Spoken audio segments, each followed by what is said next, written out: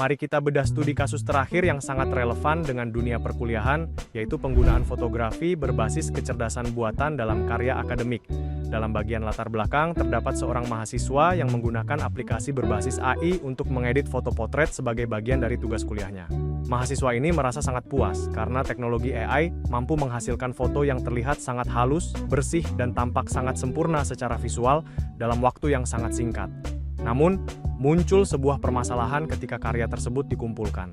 Dosen penilai memberikan kritik tajam karena tekstur asli pada wajah subjek foto benar-benar hilang, sehingga foto terlihat tidak natural. Disinilah letak kritiknya. Hasil editan tersebut dinilai terlalu manipulatif dan tidak lagi mencerminkan realitas yang sebenarnya dibutuhkan dalam sebuah karya akademik.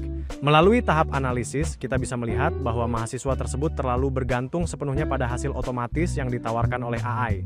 Ia menggunakan teknologi tersebut tanpa mempertimbangkan konteks akademik yang menjunjung tinggi kebenaran data visual, serta mengabaikan etika visual yang berlaku. Mahasiswa ini terjebak pada kemudahan instan tanpa melakukan kontrol kualitas terhadap hasil akhir pekerjaannya. Dari kasus ini, kita memetik pembelajaran yang sangat krusial bagi masa depan kalian sebagai akademisi dan desainer. Teknologi AI dalam fotografi aplikasi harus selalu digunakan secara kritis. Kalian sebagai mahasiswa perlu memahami dengan sangat jelas di mana letak batas antara peningkatan kualitas visual yang sewajarnya dengan manipulasi berlebihan yang dapat menghilangkan nilai autentisitas. Ingatlah bahwa dalam dunia desain digital, kejujuran visual tetap menjadi nilai yang tidak bisa ditawar, meskipun kita bekerja berdampingan dengan teknologi tercanggih sekalipun.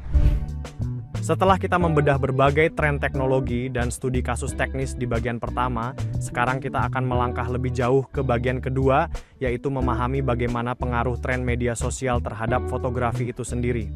Fenomena media sosial telah mengubah cara kita memandang sebuah gambar. Dari yang dulunya hanya sebagai dokumentasi pribadi, kini bertransformasi menjadi bahasa komunikasi universal yang sangat dinamis. Coba perhatikan visual yang ada di hadapan kalian.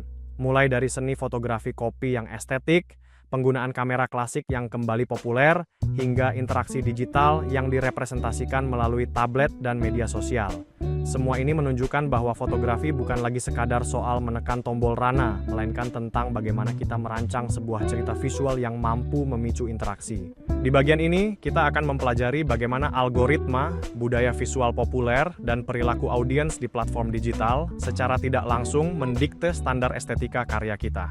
Memahami pengaruh ini sangat krusial bagi kalian sebagai desainer digital, agar kalian tidak hanya menjadi pengikut tren, tetapi mampu mengarahkan tren tersebut untuk tujuan komunikasi yang lebih efektif. Mari kita telusuri bagaimana media sosial membentuk wajah fotografi masa kini. Teman-teman mahasiswa, kita harus menyadari bahwa saat ini media sosial telah bertransformasi menjadi ruang utama bagi konsumsi fotografi digital di seluruh dunia. Di era ini, sebuah karya foto tidak lagi dinikmati secara individual, statis, atau hanya tersimpan di galeri pribadi. Sebaliknya, foto kini dikonsumsi dalam aliran konten yang bergerak sangat cepat, di mana setiap detik ada ribuan visual baru yang muncul di layar pengguna. Dalam konteks yang sangat dinamis ini, media sosial tidak hanya berfungsi sebagai saluran distribusi atau tempat membagikan karya saja, tetapi sudah menjadi faktor utama pembentuk estetika visual fotografi aplikasi yang kita kenal sekarang.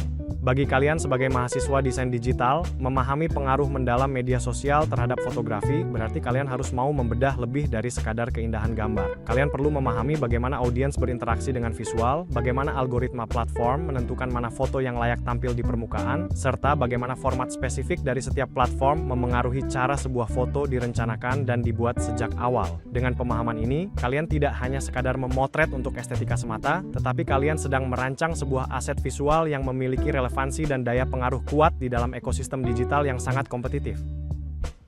Mari kita perhatikan sebuah fenomena menarik melalui studi kasus UMKM kuliner di kota besar di Indonesia. Dalam kasus ini, pelaku usaha sebenarnya sudah memiliki kesadaran akan kualitas visual yang tinggi. Mereka menggunakan kamera berkualitas baik, melakukan pemotretan dengan pencahayaan studio yang terkontrol, menggunakan latar belakang polos yang bersih, serta mengambil sudut pengambilan gambar yang sangat rapi. Secara teknis, foto-foto tersebut sudah memenuhi standar fotografi profesional konvensional. Namun, muncul sebuah kebingungan ketika foto-foto berkualitas tinggi tersebut diunggah ke platform Instagram, ternyata hasil interaksi atau engagement yang didapatkan sangatlah rendah. Setelah dilakukan analisis mendalam, kita menemukan sebuah fakta yang sangat krusial bagi strategi desain digital. Masalah utama dalam kasus ini ternyata sama sekali bukan pada kualitas teknis fotonya, melainkan pada adanya ketidaksesuaian gaya visual dengan kebiasaan dan ekspektasi audiens media sosial. Foto yang terlalu kaku dan terlihat seperti iklan katalog tradisional seringkali dianggap kurang autentik dan kurang bercerita oleh pengguna media sosial. Audiens di platform digital saat ini cenderung lebih menyukai visual yang terasa lebih nyata, memiliki suasana atau ambience tertentu, dan terlihat lebih menyatu dengan gaya hidup mereka. Hal ini menjadi bukti nyata bahwa kualitas teknis saja tidaklah cukup jika kita tidak memahami psikologi visual dari audiens di media sosial.